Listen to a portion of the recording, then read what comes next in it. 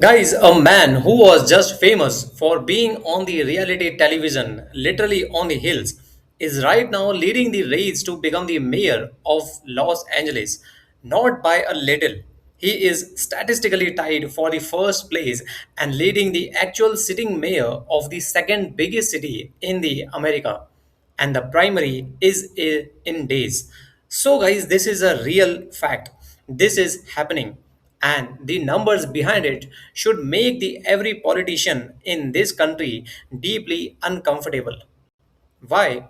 A poll released May 29th by McLaughlin and Associates has Spencer Pratt at 30.1% support. Mayor Karen Bass is right behind him at 29.5%, and Councilwoman Nithya Raman is third at 23.4%. The margin of error is 4.9 points, so this is genuinely a dead heat. So, guys, now here is the part that blew my mind. 62% of Los Angeles voters say the city is on the wrong track. That number alone tells you everything. But then also look at the best number. Her job approval is 32%, her disapproval is 66%. Her personal favorability is 32% and positive and 65% negative. This is a sitting mayor who nearly two-thirds of her own city dislike him, and she is somehow still in first place. That's how bad the alternatives look to the people right now. So, guys, that's how broken the trust is. So, how is a reality TV star actually pulling this off? The poll breaks it down. The top issue for LA voters right now is homelessness and mental illness. 26% of people say it's the number one problem. Also, housing affordability follows at 19%, and then inflation at 13%, and crime and public safety at 7%. These are not any abstract political problems. These are things people walk past every single day in Los Angeles.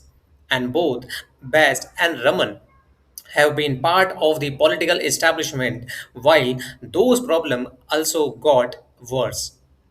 And Pat ran an almost entirely social media driven campaign with almost no traditional politics involved in it. And it worked for him. He also leads among Hispanic voters with 33% compared to 24% for Baz. That's not a fluke, that's a genuine coalition forming around the idea that literally anyone else might do better. So, guys, the poll also notes that just 3 weeks ago, 40% of the voters were undecided. Today, that number is 5%. People have made up their minds so fast, and a huge chunk of them choose the guy from the hills. Here is what does actually mean beyond the Los Angeles. For decades, American politics has operated on one assumption that the voters will eventually fall in line with the experienced candidate. But this is not happening this time. They will make noise, they will protest, they will threaten. But in the end, they pick the person who supposedly knows how to govern. That assumption is collapsing in real time. And even I don't say this to celebrate or criticize Spencer Pratt. I say it because the data is telling us something much bigger is going to happen. When 66% of voters disapprove of you and you are still competitive, the system itself has lost the credibility. People aren't voting for Pratt because they think he is qualified. They are voting for him because they are done. Done with the promises, done with the same people, and also done with watching a city fall apart while the politicians give speeches about just fixing it. The pollster himself said it. Normally, this is a slam dunk for Democrats. It's not a slam dunk anymore. The primary is Tuesday. 5% of voters still undecided, and one of the most watched local elections in the American history is going to be decided in the next few days.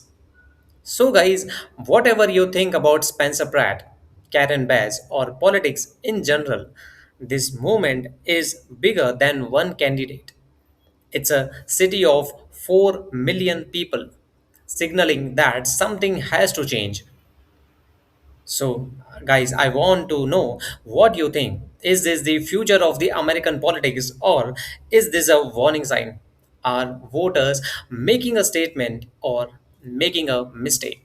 Let me know your thoughts in these comments, and if this video make you think, share it with someone who needs to see it, and subscribe because when the results come in on Tuesday, we will be covering them live. Thank you so much for watching. We'll see you guys in the next.